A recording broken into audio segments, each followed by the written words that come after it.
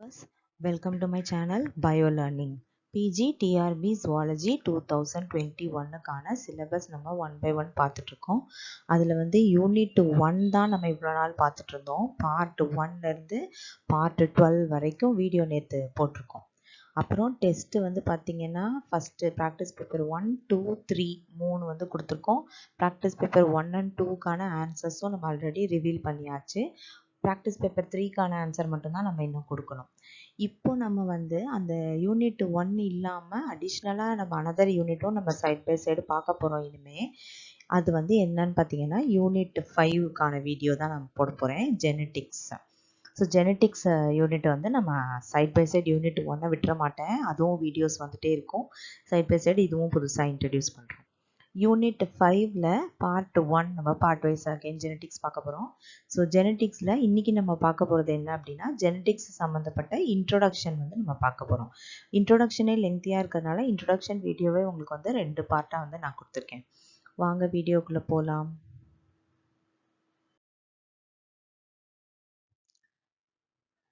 Genetics introduction.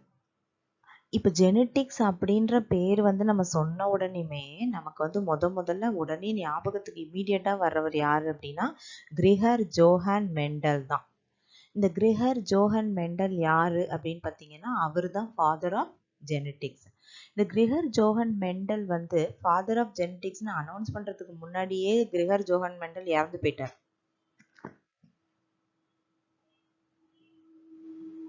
அவருடைய genetics சம்மந்தப்பட்ட ஒர்க்கெல்லாம் முடிஞ்சு அவர் இறந்து போய் அப்புறம் 33 வருஷத்துக்கு பிறகு தான் வந்து இவர் வந்து என்ன ஒர்க் பண்ணினாரு அப்படிங்கிறதே உலகத்துக்கு தெரிய வந்தது. 1900s தான் 3 சயின்டிஸ்ட் வந்து இவரோட ஒர்க்கை வந்து உலகத்துக்கு தெரியப்படுத்தினாங்க.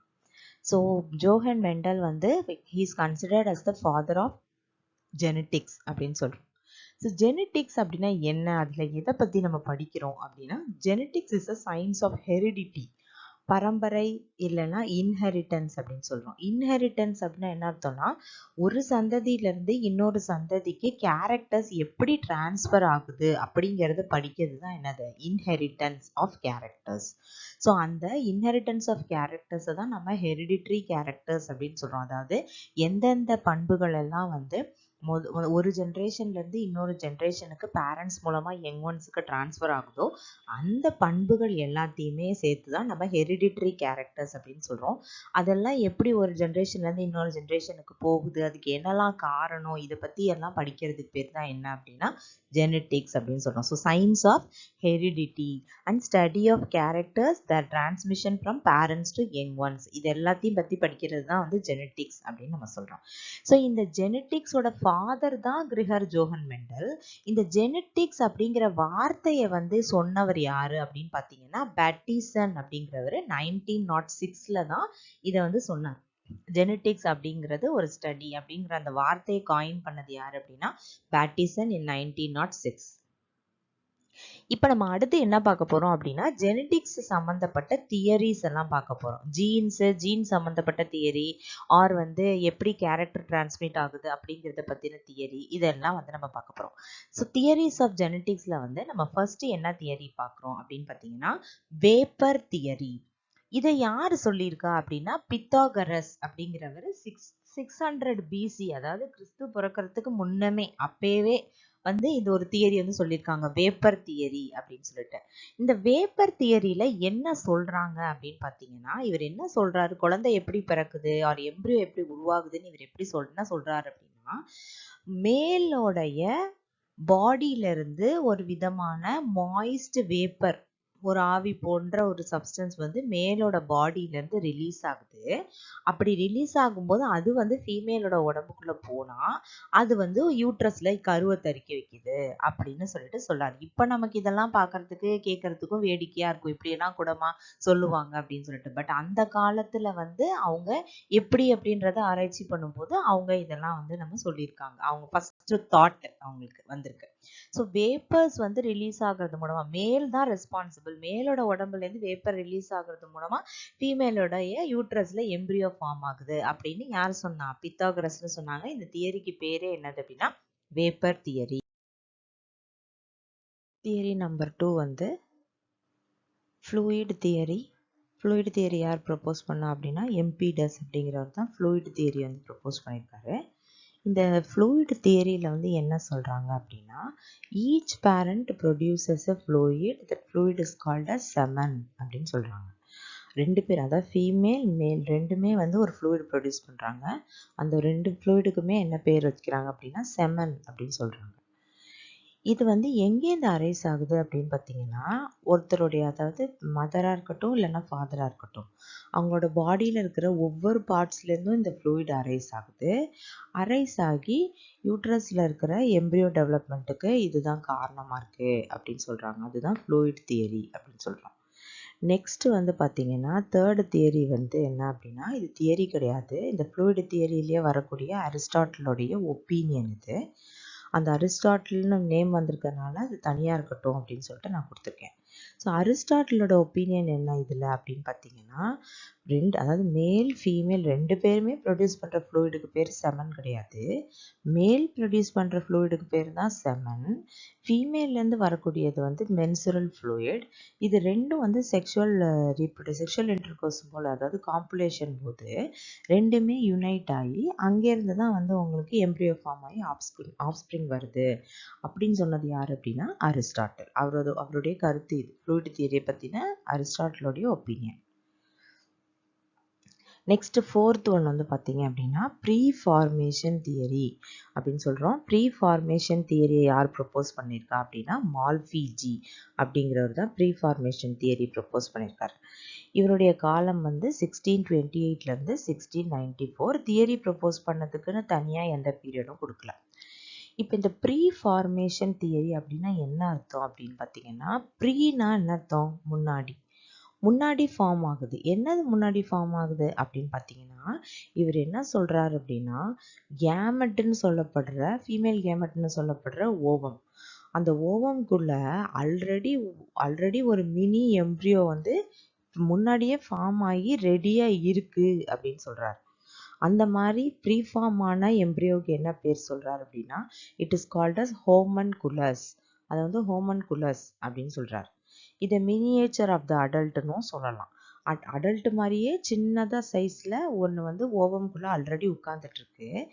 இது வந்து டெவலப்மெண்ட்டும் போது என்ன ஆகிடுது அப்படின்னு சொன்னாக்க, அப்படியே சைஸில் இன்க்ரீஸ் ஆகி அடல்ட்டாக மாறிடுது, எம்ப்ரியோவாக மாறி வெளியே வந்துடுது. அப்படி எம்ப்ரியோவிலேருந்து உங்களுக்கு ஃபீட்டஸாக மாறி வெளியே வந்துடுது அப்படின்னு யார் சொல்கிறா அப்படின்னு பார்த்தீங்கன்னா மால்ஃபிஜி அப்படிங்கிறவர் சொல்கிறார். இதை நிறைய சயின்டிஸ்ட் பிலீவ் பண்ணாங்க. என்னது, இந்த மாதிரி ஓவம்குள்ளே மினி எம்ப்ரியோ இருக்குது அப்படிங்கிறத நிறைய சயின்டிஸ்ட் பிலீவ் பண்ணாங்க.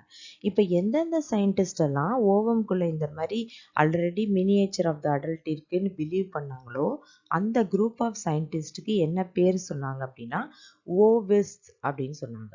ஓவிஸ் அப்படின்னா they believe that the ovum contains the mini preformed embryo.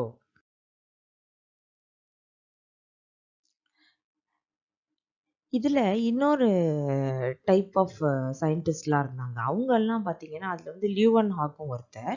Leeuwen hack போன்ற சயின்டிஸ்ட்லாம் என்ன பிலீவ் பண்ணாங்க அப்படின்னு பார்த்தீங்க அப்படின்னா, ப்ரீஃபார்ம்டு எம்ப்ரியோ இருக்குது, கரெக்டு தான். ஆனால் ப்ரீஃபார்ம்டு எம்ப்ரியோ ஓவமில் இல்லை, அது வந்து ஸ்பெர்மில் தான் இருக்குது அப்படின்னு சொல்லிட்டு கொஞ்சம் சயின்டிஸ்ட் வந்து சொன்னாங்க.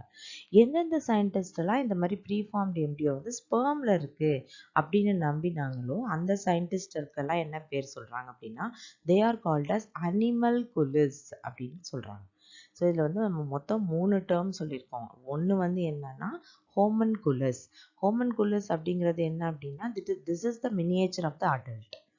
அடுத்து ஓவிஸ்ட்னு ஒன்று சொன்னோம். அதாவது யாரெல்லாம் ஓவம்குள்ளே தான் மினியேச்சர் ஆஃப் த அடல்ட் இருக்குன்னு நம்பினாங்களோ அவங்கெல்லாம் ஓவிஸ்ட்டு. யாரெல்லாம் ஸ்பெர்முக்குள்ளே தான் இந்த மாதிரி ப்ரீஃபார்ம்டு எம்ப்ரியோ இருக்குன்னு நம்பினாங்களோ அவங்க எல்லாம் வந்து அனிமல்குலிஸ்ட் அப்படின்னு சொல்கிறோம். பட் வந்து இந்த தியரியை வந்து அக்செப்ட் பண்ணலை. ஏன் அக்செப்ட் பண்ணலை? இதை வந்து ரிஜெக்ட் பண்ணுறதுக்கு முக்கியமான காரணம் என்ன அப்படின்னு பார்த்தீங்கன்னா, இந்த லியூவன் ஹாக் போன்ற சயின்டிஸ்ட் சொன்ன இந்த ப்ரீஃபார்ம்டு எம்ப்ரியோ ஸ்பெர்முக்குள்ளே இருக்குன்னு சொன்னதை பார்த்தீங்களா, அதை வந்து யாருமே அக்செப்ட் பண்ணிக்கல. ஏன் அப்படின்னா பார்த்தினோஜெனிசிஸ் அப்படின்னு சொல்லிட்டு ஒரு கண்டிஷன் இருக்குது. அதில் வந்து ஃபெர்டிலைசேஷனே இல்லாமல், அதாவது ஸ்பெர்மோட உதவியே இல்லாமல் எக்கு வந்து தானாகவே என்ன பண்ணுது, டெவலப் பண்ணுது எம்ப்ரியோவை அப்படின்னு சொல்லி பார்த்தினோஜெனிசிஸை சொல்லுவோம். அப்போது அந்த மாதிரி கேஸாக இருக்குங்கும்போது ஸ்பெர்முக்கும் அதுக்கும் சம்மந்தமே இல்லாதப்போ கூட எம்ப்ரியோ உருவாகுது. அப்போ அனிமல் கொலிஸ் சொன்னதெல்லாம் வந்து தப்பு அப்படின்னு சொல்லி இந்த தியரியை அக்செப்ட் பண்ணிக்கல அப்போது. பட் ஓவிஸ்ட் சொன்னதும் வந்து தப்பு தான். அதையும் வந்து சேர்த்து அதுக்கு பிற்காலத்தில் வந்து அந்த அந்த தியரி வந்து தப்பு அப்படின்னு சொல்லிட்டு ரிஜெக்ட் பண்ணிட்டாங்க. நெக்ஸ்ட் தியரி வந்து என்ன அப்படின்னா theory of epigenesis proposed by Wolff in the year 1759. இந்த உல்ஃப் அப்படின்னு ப்ரொப்போஸ் பண்ண இந்த தியரி ஆஃப் எபிஜெனிசிஸ் தான் it is considered as the antithesis of preformation theory. Preformation வந்து தியரிங்கிறது வந்து தப்பு, அதுக்கு அகெயின்ஸ்டாக ப்ரொப்போஸ் பண்ணப்பட்ட தியரியாக எது பார்த்தாங்க? தியரி ஆஃப் எபிஜெனிசிஸை எல்லாரும் பார்த்தாங்க. So it is proposed by Wolff. இவர் என்ன சொல்கிறாரு அப்படின்னு பார்த்தீங்கன்னா சிக்கன் எம்ப்ரியோவை வந்து இவர் அப்சர்வ் பண்ணுறாரு. அப்படி அப்சர்வ் பண்ணும்போது பார்த்தீங்கன்னா அங்கெல்லாம் ஒன்றும் ப்ரீஃபார்ம்டு எம்ப்ரியோலாம் எதுவுமே கிடையாது எக்கில் அப்படின்னு சொல்லிட்டு பார்த்தாரு. பார்த்துட்டு இவர் என்ன சொன்னார் அப்படின்னு பார்த்தீங்கன்னா எக்கில் வந்து எக்கோட ஓரத்தில் பெரிஃபரல் லேயரில் வந்து பார்த்தீங்கன்னா நிறைய துகள் போன்ற சப்ஸ்டன்சஸ் இருக்குது, கிரானியுலார் சப்ஸ்டன்சஸ் வந்து ப்ரெசண்ட் ஆயிருக்கு. அந்த கிரானியுலார் சப்ஸ்டன்சஸ் தான் ஜெர்மினல் லேயர்ஸ்னு சொல்கிற எக்டோடம், எண்டோடம், மீசோடமா வந்து டெவலப்மெண்ட்டும் போது ஃபார்ம் ஆகி அதுக்கப்புறம் அதுலேருந்து எம்ப்ரியோ வருது அப்படின்னு சொன்னது யார் அப்படின்னா உல்ஃப். எபிஜெனிசிஸ், எப்பின்னா என்ன அர்த்தம்? பெரிஃபரல் லேயர், அவுட்டர் அப்படின்னு அர்த்தம். ஸோ இந்த கிரானுலர் சப்ஸ்டன்ஸ் வந்து எக்கோட அவுட்டர் சைடில் அதாவது எம்ப்ரியோவோட அவுட்டர் சைடில் வந்து ப்ரெசென்ட் ஆகிருக்கும். அதுதான் வந்து நமக்கு பிற்காலத்தில் ஆர்கன்ஸாக டெவலப் ஆகுது அப்படின்னு சொன்ன தியரி தான் theory of epigenesis proposed by Wolff in the year 1759. Sixth theory வந்து என்னன்னா பார்ட்டிகுலேட் தியரி. பார்ட்டிகிள்ஸ் ஞாபகம் வச்சுக்கோங்க. அப்போ இந்த தியரி பார்ட்டிகிள்ஸை பற்றி சொல்லுது. திஸ் தியரி ப்ரொப்போஸ்டு பை மௌபர்ஷியஸ் இந்த இயர், இவருடைய காலம் வந்து 1698லேருந்து 1759. பார்ட்டிகுலேட் தியரியில் வந்து என்ன சொல்லுது அப்படின்னு பார்த்தீங்கன்னா அந்த பேரண்ட்ஸ் ப்ரொடியூஸ் பண்ணுற, அதாவது போத் மேல் ஃபீமேல் ரெண்டு பேருமே செமன் ப்ரொடியூஸ் பண்ணுறாங்க அப்படின்னு சொல்கிறாங்க. இந்த செமனில் வந்து நிறைய குட்டி குட்டி பார்ட்டிகிள்ஸ் ப்ரெசண்ட் ஆயிருக்கு அப்படின்னு சொல்கிறாங்க. அந்த பார்ட்டிகிள்ஸ்லாம் எங்கேருந்து வந்துச்சு அப்படின்னு பார்த்தீங்கன்னா ஒருத்தரோட ஹியூமனுடைய மதராக இருந்தாலும் சரி ஃபாதராக இருந்தாலும் சரி அவங்களுடைய பாடியில் இருக்கிற பார்ட்ஸ்லேருந்து அரைஸ் ஆகி வந்திருக்கு. இந்த பாடியில் இருக்கிற பார்ட்ஸ்லேருந்து அரைஸ் ஆகி வந்த இந்த செமனில் குட்டி குட்டி குட்டியாக நிறைய டைனி பார்ட்டிகிள்ஸ் இருக்குது. அந்த டைனி பார்ட்டிகிள்ஸ் வந்து காப்புலேஷன் போது பேரண்ட்ஸோடது யுனைட் ஆகி எம்ப்ரியோவை வந்து ஃபார்ம் பண்ணுது அப்படின்னு சொன்னது தான் particulate theory. Then seventh theory is pangenesis theory proposed by Charles Darwin. இது நம்ம எவல்யூஷனில் கூட பேன்ஜெனிசிஸ் தியரி பற்றி படிச்சிருக்கோம். சார்லஸ் டார்வின் எப்போ இந்த தியரி ப்ரப்போஸ் பண்ணார் அப்படின்னு பார்த்தீங்கன்னா 1838 வந்து இதை ப்ரப்போஸ் பண்ணார். பேன்ஜெனிசிஸ் அப்படின்னா அர்த்தம் என்னன்னு பார்த்தீங்கன்னா ஹோல் பர்த் அப்படின்னு அர்த்தம், முழுமையான பிறப்பு, முழுசாக பிறக்கிறது. அது என்னது முழுசாக பிறக்கிறது அப்படின்னு என்ன அர்த்தம்னா இவருடைய கான்செப்ட் பிரகாரம் இவர் என்ன சொல்கிறாரு அப்படின்னு சொன்னால் அதாவது மேனாக இருந்தாலும் சரி ஃபீமேலாக இருந்தாலும் சரி, மேலாக இருந்தாலும் ஃபீமேலாக இருந்தாலும் அவங்களோட பாடியில் இருக்கிற ஒரு செல்லுல இருந்துமே ஒரு minute copy of the part. இப்போ கிட்னினா ஒரு மினி கிட்னி, ஹார்ட்னா ஒரு மினி ஹார்ட், அந்த மாதிரி ஒரு காப்பி வந்து ப்ரொடியூஸ் ஆகி அதெல்லாம் வந்து அவங்களோட கேமெட்ஸில் போய் உக்காந்துக்கும் அப்படின்னு சொல்கிறார். அந்த கேமெட்ஸ்லேருந்து டெஸ்டிஸு ஓவரிஸ்குள்ளேருந்து அது வந்து ரிலீஸ் ஆகி என்ன ஆகுது, வெளியே வருது. எப்போ வெளியே வருது? கேமெட் ஃபார்மேஷன் போது வெளியே வந்து அப்புறம் ஜைகோட்டை ஃபார்ம் பண்ணுது. அப்புறம் அந்த பார்ட்ஸ் எல்லாம் அப்படியே பெருசாகிடுது. இப்போ கிட்னினா கிட்னி வந்து இருக்கிற இடத்துல போய் உட்காந்துக்கிட்டு பெருசாகிடும். ஹார்ட்னா அந்த மினி ஹார்ட் வந்து பெருசாகிடும். அந்த மாதிரி நடக்குது அப்படின்னு சொன்னது யார் அப்படின்னா சார்லஸ் டார்வின். இவர் வந்து ஃபாதர் ஆஃப் எவல்யூஷன் தான். ஆனால் இவர் சொல்லியிருக்கிற கான்செப்ட் வந்து பாருங்கள், இப்போ நமக்கு எல்லாமே தெரிஞ்சதுனால வேடிக்கையாக இருக்குது. அந்த காலத்தில் ஒவ்வொருத்தர் சொன்ன கருத்தையும் சில பேர் ஆராய்ச்சி பண்ணி அதுக்கப்புறமா அது இல்லை அப்படிங்கிறத வந்து என்ன செஞ்சாங்க, ப்ரூவ் பண்ணாங்க. ஸோ இவரோட கான்செப்ட் பிரகாரம் ஒரு மைன்யூட் காப்பி வந்து ப்ரொடியூஸ் ஆகுது from each part of the body or each cell of the body. அப்புறம் அங்கேருந்து அது பிளட் மூலமாக ஓவரிஸ் அண்ட் டெஸ்டிஸ்க்கு போய் ரீச் ஆகும். அதுக்கப்புறமா அது வந்து எம்ப்ரியோவில் இருக்கும்னு சொல்றாரு. அந்த பார்ட்டிக்கிள் அந்த குட்டி குட்டியா ப்ரொடியூஸ் ஆகிற அந்த மினி காப்பிக்கு இவர் என்ன பேர் சொல்றாரு அப்படின்னா, it is called as gemmules or otherwise called as pangenes அப்படின்னு சொல்றாரு. Next theory, 8th theory. இந்த தியரியில இருந்து தான் கொஞ்சம் ஓரளவு வந்து கான்செப்டை அவங்க விரிவா படிச்சு கரெக்டா சொல்லியிருக்காங்க. Germ plasm theory by August Weismann in 1904. இவரோட தியரியும் நம்ம எவல்யூஷன்ல படிச்சிருப்போம். அக்கார்டிங் டு திஸ் தியரி, இந்த தியரி என்ன சொல்லுது? முதல்ல ஜெர்ம் பிளாசம் தியரி. ஜெர்ம் பிளாசம்னா என்ன அர்த்தம் அப்படின்னா, பிளாசம்னா சைட்டோபிளாசத்தை குறிக்குது. அப்போ ஜெர்ம் பிளாசம் அப்படின்னா ஜெர்ம் செல்ஸ்ல இருக்கக்கூடிய சைட்டோபிளாசத்தை குறிக்குது. இவர் என்ன சொல்றாரு அப்படின்னா, ஆகஸ்ட் வெய்ஸ்மேன் சொல்றாரு, பாடி ஆஃப் த ஆர்கானிசம்ல 2 டைப் ஆஃப் செல்ஸ் இருக்கு. அந்த ஒரு செல்லுக்கு அந்த அந்த டைப் ஆஃப் செல் என்னன்னு பார்த்தீங்கன்னா, சொமாட்டிக் செல், ஜெர்ம் செல்னு பிரிக்கலாம். சொமாட்டிக் செல்லுங்கிறது வந்து ஒரு அனிமல் இறக்கும் போது அந்த செல்லும் அவங்களோடய சேர்ந்து அழிஞ்சு போயிடும். ஆனால் ஜெர்ம் செல்ஸ் வந்து பார்த்தீங்க அப்படின்னு சொன்னால், அவங்க வாழற காலத்திலேயே ஒரு பர்சன் கிட்டேருந்து இன்னொரு பர்சனுக்கு அது டிரான்ஸ்ஃபர் ஆகுது. எப்படி? காப்புலேஷன் மூலமாக என்ன ஆகுது? ஸ்பெர்ம்ஸ் வந்து ஃபீமேலுக்குள்ளே போய் அங்கேருந்து ஒரு புது எம்ப்ரியோ வந்து டெவலப் ஆகி அடுத்த ஜென்ரேஷனுக்கு போகுது. எது? Germ cells. So germ cells மட்டும் ஹெரிட்டபிள், அது இன்ஹெரிட் பண்ணலாம் அப்படின்னு சொல்கிறார். அதனால இவர் என்ன முடிவுக்கு வர்றாரு அப்படின்னா, எந்த சேஞ்சஸ் வந்து சொமாட்டிக் செல்ஸில், அதாவது சொமேட்டோபிளாசமில் இருக்கிற சைட்டோபிளாசம் அதுக்குள்ளே தானே நியூக்ளியஸ் இருக்கும். ஸோ எந்த சேஞ்சஸ் வந்து சொமேட்டோபிளாசமில் நடக்குதோ அந்த சேஞ்சஸ் எதுவுமே ஜெர்ம் பிளாசமை அஃபெக்ட் பண்ணாது அப்படின்னு சொல்கிறார். இப்போ வந்து ஒருத்தருடைய உடம்புல வந்து ஒரு வெட்டு காயம் இருக்குது, இல்லை வந்து ஒரு தீக்காயம் இருக்குது அப்படின்னு சொன்னால், அந்த காயம் வந்து கேமெட்டில் இருக்கக்கூடிய செல்ஸில் வந்து எங்கேயுமே வந்து அதை அஃபெக்ட் பண்ணுறது கிடையாது. அப்போ அவங்களுக்கு பிறகுற குழந்தை பிறக்கும் போதே தீக்காயத்தோட பிறக்குமா அப்படின்னா கிடையாது. அப்போது சொமாட்டிக் செல்ஸ் வந்து எந்த விதத்துலேயும் வந்து ஜெர்ம் செல்ஸை பாதிக்காது ஆர் ஜெர்ம் பிளாசமை பாதிக்காது அப்படின்னு சொல்கிறாங்க. ஸோ இந்த செக்ஸ் செல்ஸ் இருக்குது பார்த்தீங்களா, அதில் இருக்கிற அந்த பார்ட்டிகிள்ஸை இவர் என்ன சொல்கிறாரு அப்படின்னா டிட்டர்மினன்ட்ஸ் அப்படின்னு சொல்கிறார். அந்த டிட்டர்மினன்ட்டு தான் ஒரு இடத்துலேருந்து இன்னொரு, அது ஜீனுங்கிற வார்த்தை அவங்களுக்கு தெரியாது, அதனால் அது வந்து அவராக ஒரு வார்த்தை போட்டு டிட்டர்மினன்ட் அப்படின்னு சொல்கிறார். So each part of an animal is represented in the sex cell by a separate particle called as determinant. ஒரு அனிமலுடைய எல்லா பார்ட்டுக்குமான கேரக்டர் மொத்தமும் அந்த ஜெர்ம் செல்ஸுக்குள்ள இருக்கு. என்னவா இருக்கு? டிட்டர்மினன்ஸா இருக்கு அப்படின்னு சொன்னது யாரு அப்படின்னா August Weismann. he proposed the theory called germ plasm theory. Next theories of ஜெனட்டிக்ஸ்ல நம்ம பார்க்க போகிறது என்ன அப்படின்னா, ஆல்மோஸ்ட் தியரிஸ் முடிஞ்சிருச்சு. இப்போ வந்து நம்ம ஃபைனலாக ஒரு சில விஷயங்கள் மட்டும் பார்க்குறோம்.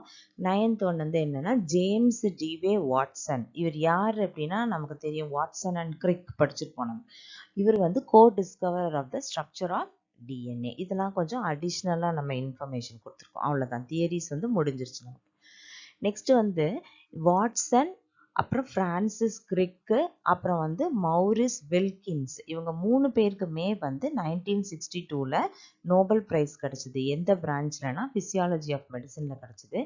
எதுக்காக கிடச்சிது அப்படின்னா இவங்க நியூக்ளிக் ஆசிட்ஸோடைய மாலிகுலர் ஸ்ட்ரக்சர் பற்றி டிஸ்கவர் பண்ணனால. அதான் நம்ம வாட்சன் அண்ட் கிரிக் மாடல் சொல்கிறோம் இல்லையா, அதுதான். Next books written by Watson. Watson எழுதின ஃபேமஸ் புக் 2. சம்டைம்ஸ் இந்த புக்கோட பேர் கொடுத்து நம்ம வந்து யார் எழுதுனா அப்படின்னு கேட்கலாம்.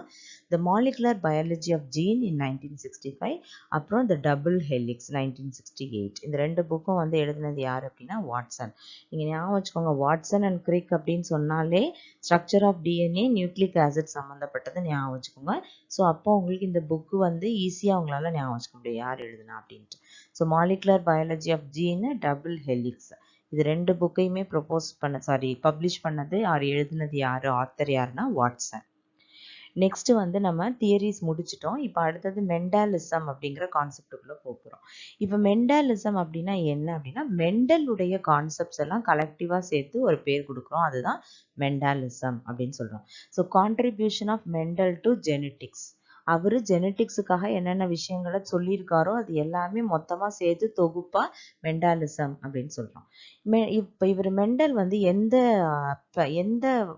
பிளான்ட் எடுத்துக்கிட்டாரு அப்படின்னா எக்ஸ்பெரிமெண்ட்டுக்கு இவர் எடுத்துக்கிட்ட பிளான்ட் வந்து பீ பிளான்ட். பட்டாணி செடி இருக்கு இல்லையா, அதோடைய பொட்டானிக்கல் நேம் என்ன அப்படின்னா பைசம் சட்டைவம் அப்படிங்கிறது அதோட பொட்டானிக்கல் நேம். இவருடைய ஒர்க்கில் வந்து அதாவது கார்டன் பீ பிளான்ட்ல வந்து ஆல்மோஸ்ட் 22 வெரைட்டி ஆஃப் கேரக்டர்ஸை வந்து இவர் ஒர்க் அவுட் பண்ணி ஸ்டடி பண்ணியிருக்காரு. 22 வெரைட்டி ஆஃப் கேரக்டர்ஸ் வந்து எப்படி ஒரு பேரண்ட்ல இருந்து எப்படி அடுத்த ஜென்ரேஷனுக்கு போகுது அப்படின்னு சொல்லிட்டு இவர் வந்து ஸ்டடி பண்ணியிருக்காரு. டோட்டலாக ஸ்டடி பண்ணியிருக்கிறது 22 வெரைட்டிஸ் ஆஃப் கேரக்டர்ஸ். இவர் இந்த ஜெனட்டிக்ஸ் சம்மந்தப்பட்ட பேப்பர்ஸ் வந்து நிறைய எழுதியிருக்காரு. அவரோட பேப்பர்ஸ் எல்லாமே natural history society of Brunn அப்படிங்கிற ஜேர்னலில் வந்து பப்ளிஷ் ஆயிருக்கு 1886 1867 1866 அண்ட் 1867. பட் வந்து மெண்டலுடைய கான்செப்ட் ஜெனட்டிக்ஸ் இப்படிலாம் இருக்கு, இன்ஹெரிட்டன்ஸு, ஹெரிடிட்டி, டிரான்ஸ்மிஷன் ஆஃப் கேரக்டர்ஸ், இந்த மாதிரி கான்செப்ட்ஸ் எல்லாம் மெண்டல் சொல்லியிருக்காரு அப்படிங்கிறத அவருடைய காலத்தில் யாரும் எடுத்து சொல்கிறதுக்கு ஆள் இல்லை. அவர் இறந்தெல்லாம் போனதுக்கு பிறகு 30 வருஷம் கழிச்சு தான் 3 சயின்டிஸ்ட், அவங்க பேர் என்ன அப்படின்னா கோரன்ஸ், டிவரிஸ் அண்ட் டெஷ்மார்க். கோரன்ஸ், டிவரிஸ், டெஷ்மார்க், இவங்க வந்து இந்த கோரன்ஸ், டிவரிஸ், டெஷ்மார்க் இந்த 3 பேரும் சேர்ந்து 1900 தான் மெண்டல் ஒர்க் அவுட் பண்ண பிரின்சிபல்ஸ் ஆஃப் ஜெனட்டிக்ஸை மறுபடியும் ரீடிஸ்கவர் பண்ணி என்ன பண்ணியிருக்காங்க, கொண்டு வந்திருக்காங்க. அதுக்கப்புறம் தான் அவர் வந்து ஃபாதர் ஆஃப் ஜெனட்டிக்ஸ் அப்படின்னே நேம் பண்ணாங்க. அதுக்கு முன்னாடி வரைக்கும் அவரை ஃபாதர் ஆஃப் ஜெனட்டிக்ஸ் அப்படின்னு யாரும் சொல்லலை. அதுக்கப்புறம் தான் வந்து நேம் பண்ணியிருக்காங்க. நெக்ஸ்ட் வந்து பார்த்தீங்கன்னா reason for Mendel's success. Mendel's success உடைய ரீசன் என்ன அப்படின்னு சொல்லிட்டு நம்ம பார்ப்போம். மெண்டல் சூஸ் பண்ண பிளான்ட் தான் அதுக்கு ஒரு முக்கியமான காரணம். மெண்டல் வந்து என்ன பிளான்ட் சூஸ் பண்ணான்னு சொன்னோம், பீ பிளான்ட். அந்த பீ பிளான்ட்டுக்கு என்னெல்லாம் நேச்சர் இருக்குது, அவர் வந்து எப்படி அவரால் ஈஸியாக இவ்வளோ கேரக்டர் ஸ்டடி பண்ண முடிஞ்சுது அப்படின்னு பார்த்தீங்கன்னா, the flowers of the pea plant were normally self fertilise. நார்மலாகவே பீ பிளான்ட் வந்து என்ன பண்ணிக்குவோம், செல்ஃப் ஃபர்டிலைசேஷன் பண்ணிக்குவோம், ஈஸி செல்ஃப் ஃபர்டிலைசேஷன். ஒரே இதில் இருக்கும்போது ஒரு வண்டு இருந்தாலே போதும் அழகாக பாலினேஷன் பண்ணுறதுக்கு வசதியாக இருக்கும். ஸோ செல்ஃப் ஃபர்டிலைசேஷன் வந்து ரொம்ப நார்மல். அடுத்தது வந்து பார்த்தீங்க அப்படின்னா இதில் அழகாக நல்ல வித்தியாசமான கேரக்டர்ஸ், கான்ட்ராஸ்டிங் கேரக்டர்ஸ். ஒரு பிளான்ட் டாலாக இருந்தால் ஒரு பிளான்ட் அப்படியே குட்டையாக இருக்கும், டக்குன்னு பார்த்தோன்னே டிஃப்ரென்ஸ் தெரியும். ஸோ அது மாதிரி ஃப்ளவரில் இருக்கிற கலர் வேரியேஷன்ஸ். ஸோ இந்த மாதிரி பீ பிளான்ட்டில் வந்து நிறைய கான்ட்ராஸ்டிங் கேரக்டர்ஸ் இருக்குது. தென் இதோட ஹைப்ரிட்ஸ் பார்த்தீங்கன்னா நான் எல்லாமே வந்து ஃபெர்டைலாக இருந்துச்சு.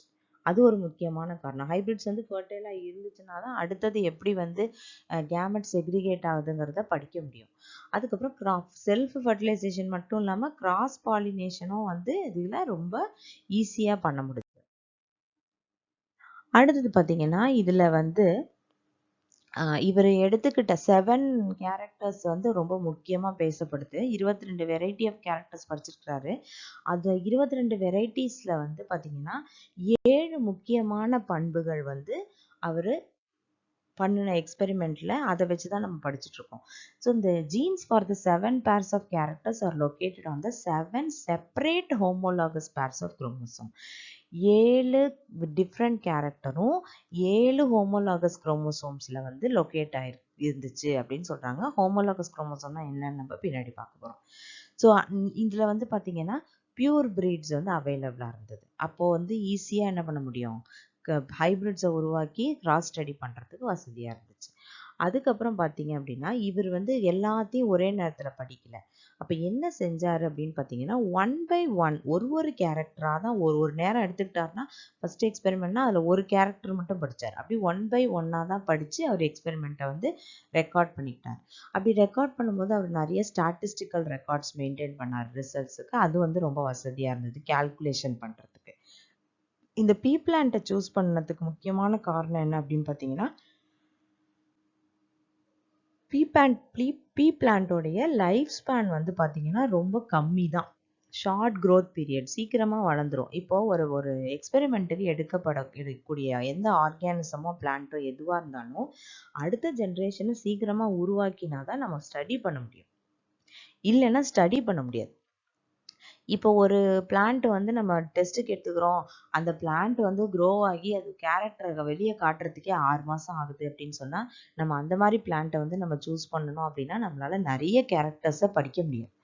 அப்போ நம்ம டெஸ்ட்டுக்காக யூஸ் பண்ணக்கூடிய ஆர்கானிசமா இருந்தாலும் சரி, பிளான்ட்டா இருந்தாலும் சரி, அதோடைய லைஃப் ஸ்பேன் வந்து ஷார்ட்டா இருக்கணும். ஷார்ட் குரோத் பீரியட் சீக்கிரமா வளர்ந்து வெளிய கேரக்டர எக்ஸ்பிரஸ் பண்றதா இருக்கணும். இப்ப நம்ம அனிமல்ஸ்ன்னு எடுத்துக்கிட்டோம்னா, ஜெனடிக்ஸ்ல நம்ம அதிகமா எடுத்துக்கிறது ட்ரோசோஃபில்லா. ட்ரோசோஃபில்லா வந்து ரொம்ப சிம்பிள். அதுல வந்து மொத்தமே வந்து 7 குரோமோசோம் தான் இருக்குது. அப்போ அதுல 8 குரோமோசோம் இருக்கு. அந்த குரோமோசோம்ஸ் வந்து நம்ப ஸ்டடி பண்றதுக்கும் ஈஸி. அதே மாரி லைஃப் ஸ்பேனும் அதுக்கு ஷார்ட். ஸோ கேரக்டர எக்ஸ்பிரஸ் பண்றதும் easy. Next character selected by Mendel for study. Pisum சட்டைமுக்கு என்னென்ன கேரக்டர் மொத்தம் 7 கேரக்டர் வந்து இவர் செலக்ட் பண்ணிக்கிட்டார் படிக்கிறதுக்கு. அந்த 7மே வந்து பார்த்தீங்கன்னா ஆல்டர்னேட்டிவ் கேரக்டர்ஸ்.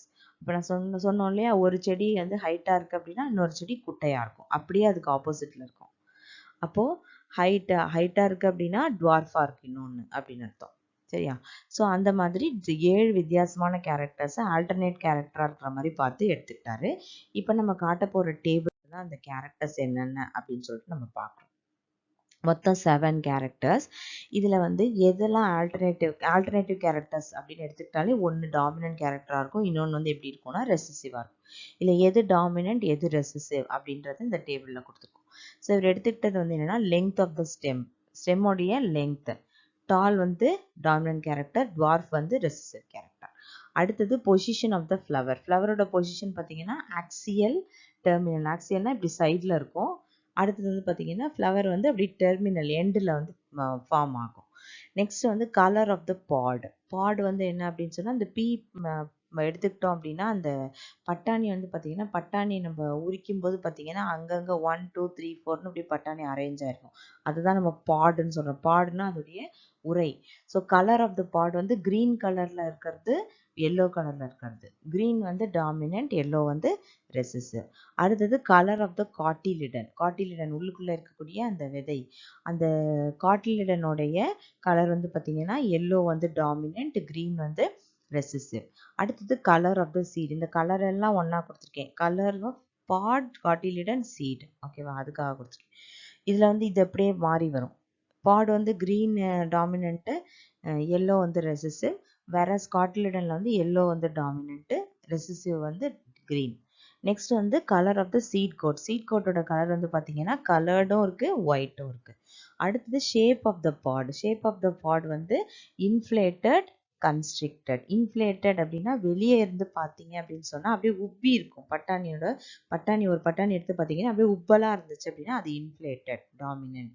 கன்ஸ்ட்ரிக்டட் அப்படின்னா உள்ளுக்குள்ள எந்தெந்த இடத்துல பட்டாணி இருக்கோ அந்தந்த இடத்துல மட்டும் ஒரு கன்ஸ்ட்ரிக்ஷன் தெரியும். அது என்னன்னு பார்த்தீங்கன்னா இங்க பாருங்க, இப்படி இருந்துச்சு அப்படின்னு சொன்னா அது வந்து இன்ஃப்ளேட்டட். வேறஸ் கன்ஸ்ட்ரிக்டட் அப்படின்னா இந்த பட்டாணி இருக்கக்கூடிய இடத்துல மட்டும் இப்படி கன்ஸ்ட்ரிக்ஷன்ஸ் இருக்கும். அப்படி இருந்துச்சுன்னா அது வந்து என்னதுன்னா it is called as constricted type அப்படின்னு சொல்றோம். ஓகேவா?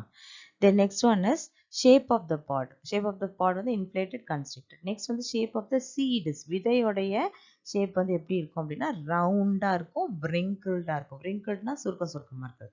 ஸோ ரவுண்டாக இருக்கிறது டாமினன்ட்டு. இந்த மாதிரி சுருக்கமாக இருந்துச்சு அப்படின்னு சொன்னால் அது என்னது? தட் இஸ் ரெசிசிவ் அப்படின்னு சொல்கிறோம். ஓகேவா? நெக்ஸ்ட்டு இந்த எக்ஸ்பெரிமெண்ட் மூலமா இவர் வந்து ஒரு லா ப்ரப்போஸ் பண்ணியிருக்காரு. இவர் பண்ண எக்ஸ்பெரிமெண்ட் வந்து இப்போ நம்ம 2 எக்ஸ்பெரிமெண்ட் நம்ம படிக்க போகிறோம். அதோட லா பற்றி படிக்க போகிறோம். அதில் வந்து மோனோ ஹைப்ரிட் எக்ஸ்பெரிமெண்ட் அப்படின்னா என்ன அர்த்தம் அப்படின்னா ஒரே ஒரு கேரக்டரை மட்டும் எடுத்து ஸ்டடி பண்ணி அதுலேருந்து வரக்கூடிய ஹைப்ரிட் தான் மோனோ ஹைப்ரிட் அப்படின்னு சொல்கிறோம். அந்த எக்ஸ்பெரிமெண்ட் பேர் தான் மோனோ ஹைப்ரிட் எக்ஸ்பெரிமெண்ட் அப்படின்னு சொல்கிறோம். அந்த மோனோ ஹைப்ரிட் எக்ஸ்பெரிமெண்ட்லேருந்து இவர் அந்த ரிசல்ட்டை வச்சு ப்ரப்போஸ் பண்ண லாக்கு பேர் தான் லா ஆஃப் செக்ரிகேஷன். அது என்ன அப்படின்னா இந்த லா ஆஃப் செக்ரிகேஷனுக்கு இன்னொரு பேர் என்னன்னா முதல்ல law of purity of gametes அப்படின்னு பேர். Law of purity of gametes அப்படின்னு பேர். எவ்வளவு உண்மை, அதாவது பியூர் பிரீடு, அதுதான், வேற ஒன்றும் இல்லை. ஸோ ஈச் ஆர்கன், இந்த லாலாம் வந்து நம்ம மாற்றக்கூடாது, அப்படியே தான் படிச்சுக்கணும், என்ன கான்செப்ட் இருக்கும். Each organism is formed of a bundle of characters. ஒரு ஆர்கானிசத்துக்குள்ளேயும் பஞ்ச், நிறைய கேரக்டர்ஸ் இருக்கு அப்படின்னு சொல்றாரு. Each character is controlled by a pair of factors called as genes. இவங்களுக்கு ஜீனுங்கிற வார்த்தை தெரியாது, ஃபேக்டர் அப்படின்னு அவங்க அது பேர் சொன்னாங்க. ஸோ மெண்டல் வந்து இதை என்னன்னு சொன்னார், ஜீன்ஸ் அப்படின்னா அவர் ஃபேக்டர் அப்படி, ஏதோ ஒரு காரணி, அவ்வளோதான். So each character is controlled by a pair of factors. அப்படி பண்டில் ஆஃப் கேரக்டர்ஸ் ஒருத்தருடைய பாடியில் இருக்கும்போது ஒரு கேரக்டரையும் ஒரு பேர் ஆஃப் ஜீன்ஸ் வந்து ஃபேக்டர்ஸ் வந்து கண்ட்ரோல் பண்ணுது அப்படின்னு சொல்கிறாங்க. அப்போ கேமெட் ஃபார்ம் ஆகும் பொழுது என்ன நடக்குது அப்படின்னா, ஒரு கேரக்டருக்குடைய ரெண்டு ஃபேக்டரும், இப்போ இவர் என்ன சொன்னார், பேர் ஆஃப் ஃபேக்டர்ஸ், ஒரு பேர் ஆஃப் ஃபேக்டர் வந்து ஒரு கேரக்டரை கண்ட்ரோல் பண்ணுது அப்படின்னு சொன்னாரா. அப்போ கேமெட் ஃபார்ம் ஆகும்போது என்ன ஆகுது அப்படின்னா, ஒரு கேரக்டரை கண்ட்ரோல் பண்ணுற அந்த ரெண்டு ஃபேக்டரும் பிரிஞ்சு ஒன்று ஒரு கேமெட்டில் போயிடும். இப்போ வந்து ஒரு ஸ்பெர்ம் ஃபார்ம் ஆகுதுன்னு வச்சுக்கோங்க. ஸ்பெர்ம் வந்து மில்லியன்ஸில் வந்து ஸ்பெர்ம் வந்து ஃபார்ம் ஆகுது. அப்போது அதில் இருக்கிற அந்த ஃபேக்டர்ஸ் வந்து என்ன ஆகுது அப்படின்னு பார்த்தீங்கன்னா, இப்போ ஒரு கேரக்டருக்கு ஒரு ஃபேக்டர், ஒரு எக்ஸாம்பிளுக்கு எடுத்துக்கலாம். இப்போ வந்து ஹைட் அப்படின்னு சொல்லிட்டு ஒரு கேரக்டர், சரியா, ஹைட்டுங்கிற கேரக்டர் வந்து it is represented by H அப்படின்னு வச்சுப்போம். ஹெச். அப்போ இது ஒரு குரோமோசோம்ல இருக்கு, இது ஒரு குரோமோசோம்ல இருக்கு. இப்போ இது ரெண்டும் சேர்ந்து ஒரே குரோமோசோம்ல இருக்கு. இப்போ கேமெட் ஃபார்ம் ஆகும்போது இந்த ரெண்டு ஃபேக்டரும், அதாவது ஹைட்டுங்கிற கேரக்டருக்குரிய இந்த ரெண்டு ஃபேக்டரும் செப்பரேட் ஆகி, இது ஒரு ஹெச் வந்து ஒரு ஸ்பெர்ம்குள்ள போயிடுது, இன்னொரு ஹெச் இன்னொரு ஸ்பெர்ம்குள்ள போயிடுது, அவ்வளோதான். இதுதான் லா ஆஃப் செக்ரிகேஷன், பிரியுதுன்னு அர்த்தம். So each organism is controlled by a bundle of character.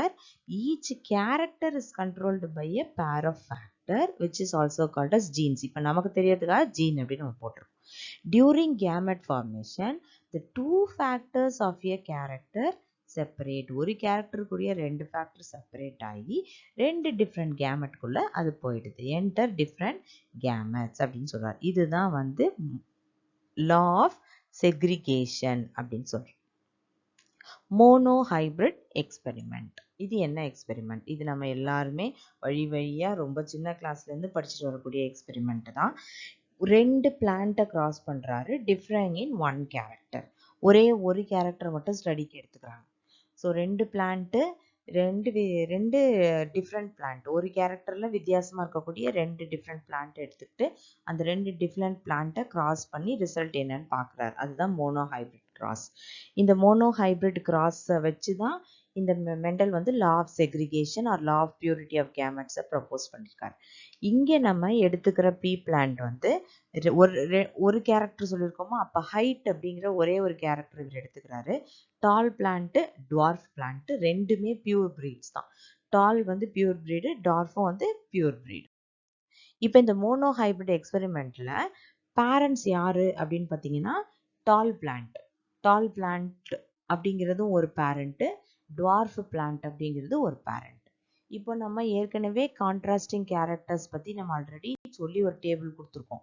அதில் இந்த ஹைட்டு அப்படிங்கிறதுல டாமினன்ட் எது அப்படின்னு பார்த்தீங்கன்னா, டால் தான் டாமினன்ட் அப்படின்னு சொல்லியிருக்கோம்.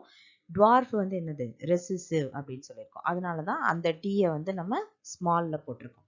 ஸோ கேபிட்டல் லெட்டர் வந்து டாமினண்ட்டை ரெப்ரசன்ட் பண்ணுறதுக்கும், ஸ்மால் லெட்டர் வந்து ரெசிசிவை ரெப்ரசன்ட் பண்ணுறதுக்குமா போட்டிருக்கோம். அப்போ இவர் இங்கே எடுத்துக்கிற பேரண்ட்ஸ் வந்து ரெண்டு டைப்பு. ஒன்று டாலு, அதுவும் பியூர் பிரீடு, இன்னொன்று டுவார்ஃப், அதுவும் பியூர் பிரீடு.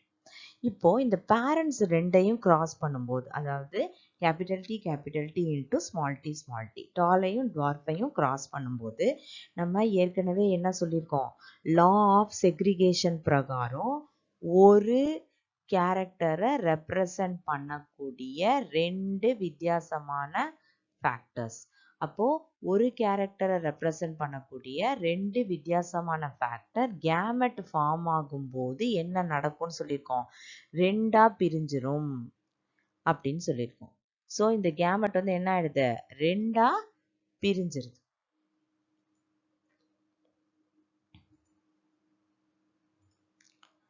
ஸோ இந்த கேபிட்டல் டியாக இருக்கிறது இங்கே டீயாவும் கேமெட் ஃபார்மேஷனில் பிரிஞ்சிருக்கு.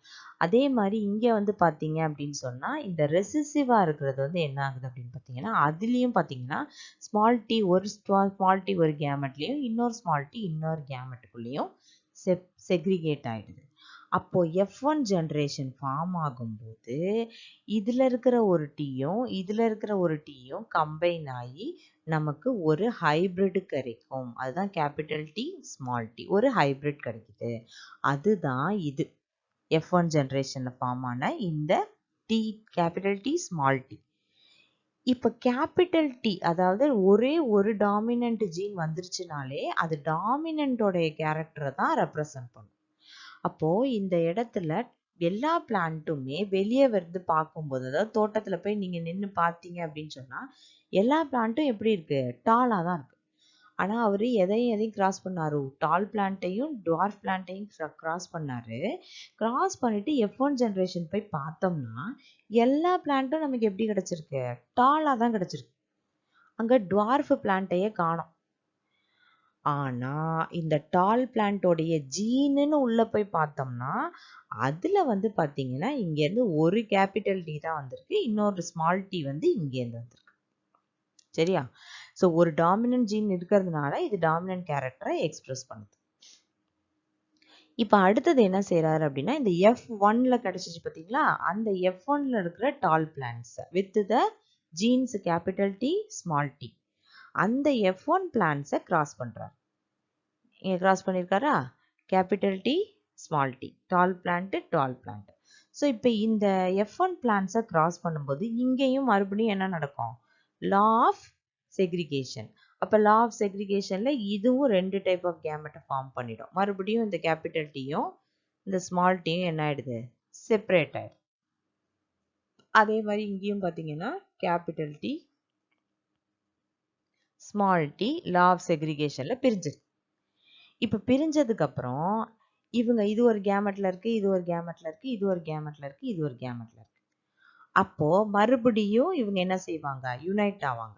யுனைட் ஆகி என்னெல்லாம் பாசிபிலிட்டி ஃபார்ம் பண்ணலாம் அப்படின்னு பார்த்தீங்கன்னா இந்த கேபிட்டல் டியும் இந்த கேபிட்டல் டியும் சேர்ந்துச்சுன்னா கேபிட்டல் டி இது ஒரு டால் பிளான்ட். மறுபடியும் இந்த கேபிட்டல் டியும் இந்த ஸ்மால் டியும் சேர்ந்துச்சு அப்படின்னு சொன்னால் கேபிட்டல் டி ஸ்மால் டி கிடைக்கும். அதே மாதிரி ஒன்ஸ் அகெயின் வந்து இதில் வந்து பார்த்தீங்க அப்படின்னு சொன்னாக்கா இந்த கேபிட்டல் டியும் இந்த கேபிட்டல் டியும் சேர்ந்துச்சா இப்போ அடுத்தது இந்த டி. இப்போ இந்த கேபிட்டல் டியும் இந்த கேபிட்டல் டியும் சேர்ந்துச்சுன்னா மறுபடியும் அகெயின் ஒரு கேபிட்டல் டி ஸ்மால் டி ஒரு டால் பிளான்ட் கிடைக்கும். அப்புறம் மறுபடியும் இந்த கேபிட்டல் டியும் இந்த ஸ்மால் டியும் இந்த ஸ்மால் டியும் யுனைட் ஆச்சு அப்படின்னா அந்த கேமெட்ஸ் யுனைட் ஆச்சு அப்படின்னா ஸ்மால் டி அப்படின்னு சொல்லிட்டு நமக்கு மொத்தம் 4 டைப் ஆஃப் ஃபார்மேஷன் வந்து கிடைக்குது, பிளான்ஸ் கிடைக்குது. இதில் பார்த்தீங்க அப்படின்னு சொன்னால் இந்த கேபிட்டல் டி இருந்தால் அது என்ன plant tall plant. Capital T small T இருந்தால் அது என்ன பிளான்ட்டு அதுவும் டால் பிளான்ட் தான். ஜீன் மட்டும் 2 டிஃப்ரெண்ட் ஜீன் இருக்கு. ஆனால் டாமினன்ட் ஒன்று இருக்கிறதுனால இது வந்து என்னத்தை எக்ஸிபிட் பண்ணுது டால்னஸை தான் எக்ஸிபிட் பண்ணுது. அதே மாதிரி அடுத்த பிளான்ட்டும் பார்த்தீங்கன்னா இதுவும் கேபிட்டல் டி ஸ்மால் டி இதுவும் டால் பிளான்ட் தான். அப்புறம் ஒரே ஒரு ரெசிசிவ் வந்து நமக்கு கிடைச்சிருக்கு. ஸோ போட்ட பேரண்ட் வந்து 2 கிடைச்சிருச்சு நமக்கு கேபிட்டல் டி ஸ்மால் டி ஒரு டால் பிளான்ட் பியூர் பியூர் டார்ஃப் கிடைச்சிருச்சு. இது ரெண்டும் ஹைபிரிட் கிடைச்சிருக்கு. அப்போது மொத்தம் எத்தனை பிளான்ட் கிடைச்சிருக்கு வெளியேருந்து பார்க்குறப்போ மொத்தம் எத்தனை பிளான்ட் வந்து டாலாக இருக்குது, எத்தனை பிளான்ட் வந்து உங்களுக்கு டுவார்ஃபில் இருக்குது அப்படின்னு பார்த்தீங்கன்னா இதுவும் டால் பிளான்ட் தான், இதுவும் டால் பிளான்ட் தான், இதுவும் டால் பிளான்ட். இது மூணுமே என்னது டால் பிளான்ட். அப்போ டோட்டல் 3 டால் பிளான்ட்ஸ் கிடச்சிருக்கு வெளியே வந்து பார்க்குறப்போ. இப்போ இது ஒன்று மட்டும்தான் என்னது ரெசிசிவ் பிளான்ட். அப்போ ஒரே ஒரு recessive plant. So the ratio of phenotype அதாவது வெளியே இருந்து பார்த்ததுமே நமக்கு எத்தனை டால் பிளான்ட் தெரிஞ்சுது 3, எத்தனை டுவார்ஃப் தெரிஞ்சுது 1 தான். So it is called as the phenotypic ratio.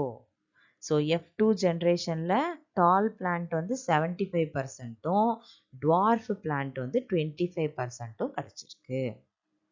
ஓகேப்பா. ஸோ ரேஷியோ phenotypic ரேஷியோ 3:1 அப்படின்ற phenotypic ரேஷியோ நமக்கு கிடைச்சது. அது எப்படி கிடைச்சது அப்படின்றது தான் இப்போ நான் உங்களுக்கு காமிச்சேன். அடுத்து ஜீனோடைபிக் ரேஷியோ. இப்போ இந்த ஜீனோடைபிக் ரேஷியோ எதை வச்சு போட்டிங்க அப்படின்னு பார்த்தீங்கன்னா, நமக்கு கிடைச்ச கேமெட்ஸில் கேபிட்டல் டி ஒன்று தான் கிடச்சிருக்கு. அந்த பியூர் ப்ரீட் ஒன்று தான். அது மாதிரி ஸ்மால் டி ஒன்று தான் கிடச்சிருக்கு. வேற கேபிட்டல் டி ஸ்மால் டி மட்டும் 2 டைப் கிடச்சிது. அதனால ஜீனோடைபிக் ரேஷியோ 1:2:1 அப்படின்னு சொல்கிறோம்.